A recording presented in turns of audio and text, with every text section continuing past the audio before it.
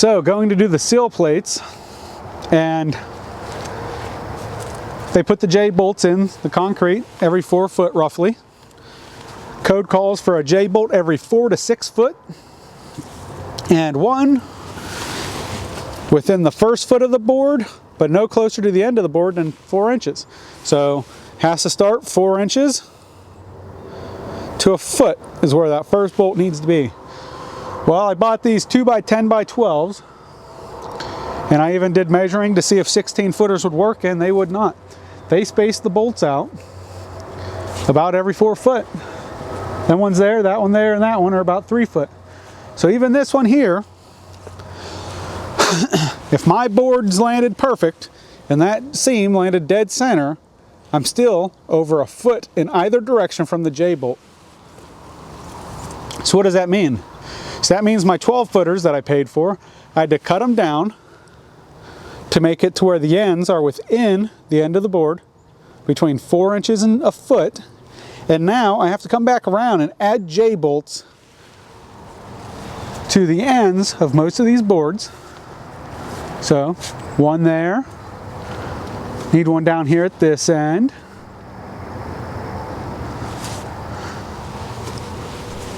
One at that end, one here, going to need one here, going to need one here, going to need one in this very corner. As you can see, I didn't get the whole way around to seeing how many I needed. I just picked up a handful, and we'll go around and see what's going on there. But also, as you can see, I don't have the seal under there yet either. I'll go ahead and show a picture of how I'm doing the sill plates and get into more depth on how them need to be done correctly by code, which these have failed to be done by. At this point, I am bringing them up to code, actually bringing them up better than code. But just little stuff like that irks me. Like, they should know what the code is. International Residential Code, they should know what it is. But they failed on this one. Even if you space them every one 3 foot apart, there has to be a bolt within the last foot of the board. So it does not work out mathematically that it would ever work out unless you have 42 foot long boards the whole way down. And if that be the case, then your corners are still messed up. If you had a 42-inch board that came all the way down, so if this board here came all the way down to the end, that J-bolt's still not in the last foot of the board. So it still doesn't work out. So this is the way I have to do it in order to get it to where I only have to add one J-bolt in the corner. So like that next board there coming down, that's not within the last foot, so I have to add one 6 inches away from that one to make it in the last foot of the board. It's irritating, irritating. So more with the J-bolts. It was their job to do them. That's, you know, I was ignorant at the time. I figured, I hired the basement guys to do what they do every day, and that is to block, pour, and get the basement ready for the sill plate, which they did not. So, above the door here, so we have a J-bolt here. Where's the next J-bolt? Oh, it's all the way down there. It's not even a J-bolt. That one there is on the other wall. It's not a J-bolt on this wall here, between there and there. Now, he handed me a J-bolt and said put it in the center over the door. But isn't that what I paid you to do? Why would you think it's okay just to hand it to me and tell me to do it? Now, in my last video, I told you about a $500 mistake, or it was the video before last. I bumped the excavator against the lintel and knocked the lintel after they did it, and these block right over top the lintel. So they had to relay the lintel, which I helped them with, and the block above it. Charged me $500 to set them up there. With my help, $500 extra, which I had no problem paying because it needed done. I paid you $500 extra to do that, but you couldn't put the J-bolt in over top of it. Am I being petty, or is that absolutely absurd? Now, in the grand scheme of things, if I could, I would go back and I would find a different contractor, or I would do it myself.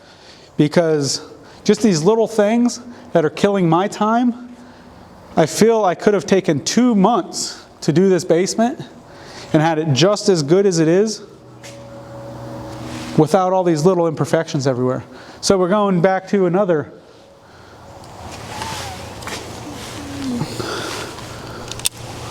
lack of detail.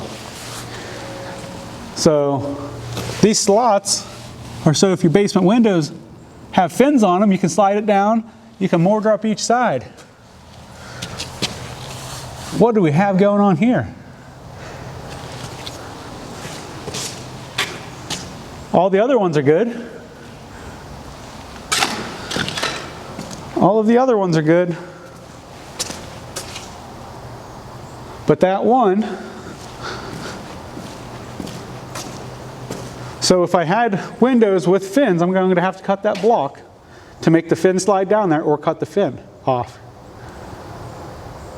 Doesn't sound like a big deal, but that also helps to keep it more airtight. You know, air can't flow straight down one channel, it has to go down several faces to get into your house. So that's an efficiency issue if I went with windows with fins. I'm not sure if I am yet or not.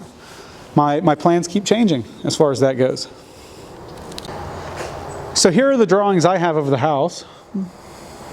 I'll give you guys a couple seconds to look at it. Now if you have to, go back and look at it as I go around and just keep checking back. French door, we'll move to the right, to the rear of the house. We have one window across the back, to the second window in the back. On the right side of the house, one window, two windows on the right side of the house. Then in the front of the house, one window, two window. Go back to that picture. Here's the picture again. Take a look at it. What do you see? Well, if you guessed that there are not supposed to be windows on the right side of the house in the basement, you're correct. These windows are not supposed to be here. Absolutely not supposed to be there. Now again, like I said, I'm not a picky guy. I'm not going to complain. I didn't even mention it to the contractor. Our plan was to have an attached garage over there eventually. So now our plan changed. So if we have a garage over there, we'll have to have a causeway or a walkway between the two. That's not a big deal to me, but it's the lack of detail that is killing me with this.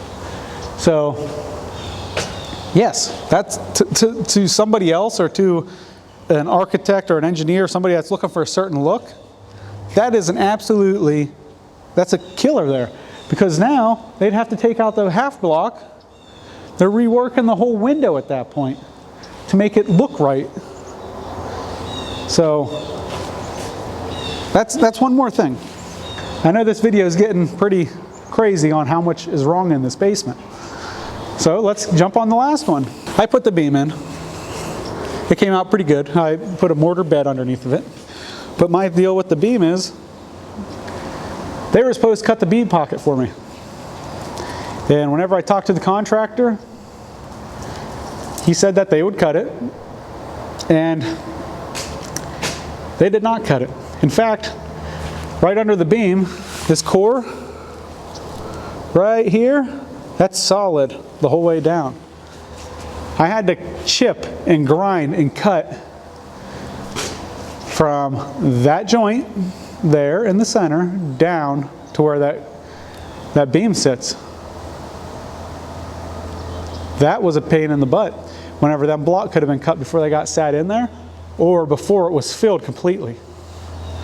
It's solid, it's perfect where it's at now, but that was something that they were supposed to do, and they left without doing it. So, another detail. The inspector was okay with this, of course, because it's all getting inspected. But there's supposed to be a ground rod through the footer and into the ground. That's a piece of rebar. The inspector was okay with it though. Which takes me back to day one. As I said earlier, before we went outside about the excavator, Day one, before they even did the footer, I get a call, or a text actually. I was on a job. I'm a diver. I work underwater, so I don't get text messages or calls while I'm down there. So whenever I look at my phone and I see, hey, we're pouring concrete for the footers today, whenever I didn't hear from the contractor for weeks, kind of threw me off guard. You know, being as the inspector needs at least 24 hours notice to be out here to inspect the rebar and that stuff.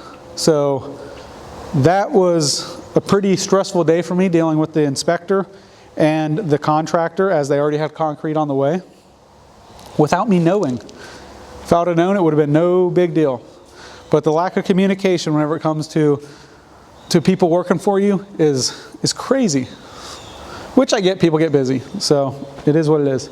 But yeah, luckily the inspector ended up allowing them to shoot video and being on a video call with them to make sure everything was right. And I was right there contacting the inspector, making sure everything was going well as well, because I was 2 hours away working. But he was okay with that, which if I would have known, I would have had a ground rod sitting here. Actually, I have a ground rod sitting in the shed over there that they could have used, but they didn't. So that takes us back to the last little tidbit here that I am upset with on this basement. I said they did not do any saw cuts until after they came to chip this out. They did the saw cuts to make it look symmetrical, so they could take out that quarter, and be good. Well, because of no saw cuts, it only took about a week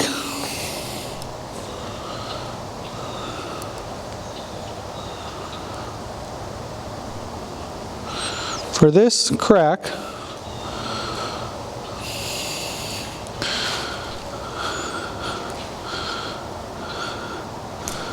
to form. It looks bad because there's water down here, but if the saw cuts were done before, it would have not cracked like that, I believe, because it would have, any movement would have been portrayed to the saw cuts. Now, whenever that was brought up, he said concrete, depending what's underneath of it, it's going to move and could potentially crack. Yes, I understand that, but at the same time, it seemed like the job was rushed, and I was not happy at that point. I did not want a crack in the basement, which this is no big deal to me. Eventually the basement will have something covering it. Nobody will know. I feel the basement could have been done much better. It was rushed for the amount of money we forked out for this thing. Yeah, it might have been on the low side. I don't know. We didn't get a call back from any other basement company or whatnot. It could have been in the median. I don't think it was on the high side. It wasn't crazy expensive. But still, take pride in what you do.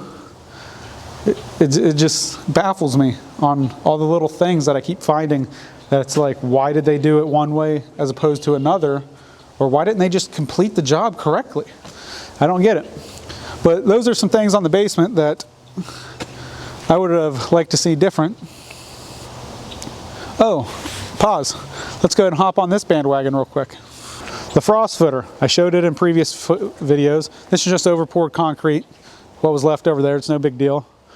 So whenever I talked to him about the French doors here, he said that a frost footer would be needed outside. Now, it was not black and white whether that was included in the price or not. Well, apparently it was not. If you're putting in French doors and you know that the basement needs a frost footer and you're talking to the homeowner about the frost footer, don't you think you should mention that and say, hey, this is not included in the frost footer, but I would recommend it? So luckily, though, whenever they originally poured the pad, there was enough concrete in the truck. He was able to put the extra concrete in the ditch that I had dug out here for the footer. That's 4 foot deep. And then I laid block, which again, I was hoping that was something they took care of because we talked about it, but again, it was not black and white that he was doing it. Communication. So maybe that's a fail on my part. But if you're doing the basement and you know it's a French door and it needs a frost footer, I would assume that that would be part of my job if I was doing the work. Anyway, so now I have that blocked up and I need to pour this slab over top of this footer before, you know, the ground freezes, which is no big deal. I can get it done, but it should have been something that was thought about whenever they were doing the rest of this project. If it costs more money, that's no problem. I just want everything done correctly. Money is an issue. I won't be one of the people that say that it's not, but if it's going to get the job done correctly, let's do it correctly. So for now, that's all I have to gripe about. I hope you guys enjoyed it. I hope it gives you some things to think about on your projects if you have something like this going on. If you see anything else that you think ought to be done differently, please let me know. I'll take another look at it, and if there's things that I can change before I move to the next step that I feel are needed, I will definitely do so. That is one thing I am not afraid of, is going back and doing things differently. As you can see, I'm correcting other people's mistakes that they got paid for. So that's it for this episode. I hope you guys enjoyed it. Be sure to hit that subscribe button, and if you want to stay up to date, hit that bell notification icon to get notifications every time we post videos. So until next time, stay cool.